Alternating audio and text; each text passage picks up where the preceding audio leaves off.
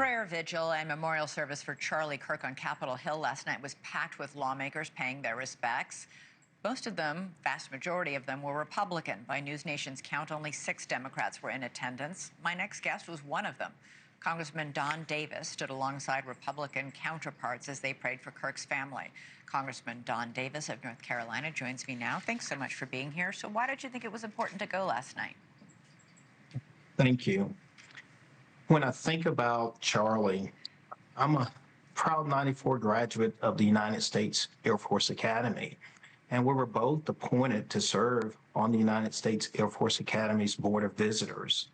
So I was able to engage and communicate with Charlie. This was just in August. In fact, we sat literally beside each other, and we were able to talk about issues as it would impact the cadet wing, the future of our Air Force.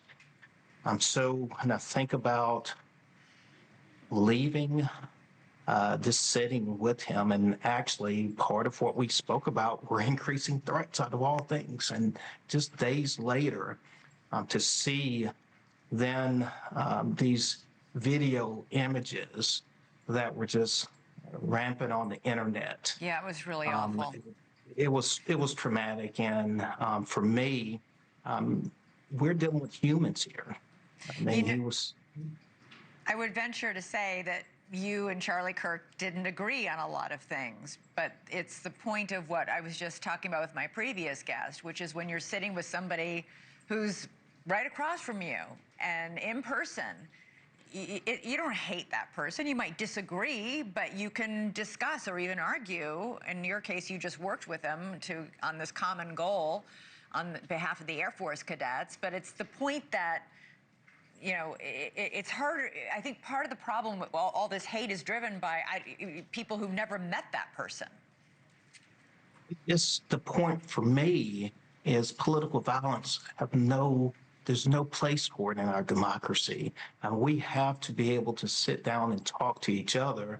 And as a person of faith, as a person who prays, and as a person who tries to connect, I believe it is so important for us, and it would only make us stronger. But when I think about all of this and Charlie's death, the assassination, this is an urgent time in which I truly believe, must connect to each other, if anything, to stand together at a time that we need peaceful discourse. Yeah. To talk about how we can get through issues together for the greater good of our communities across this country, and the benefit of our government.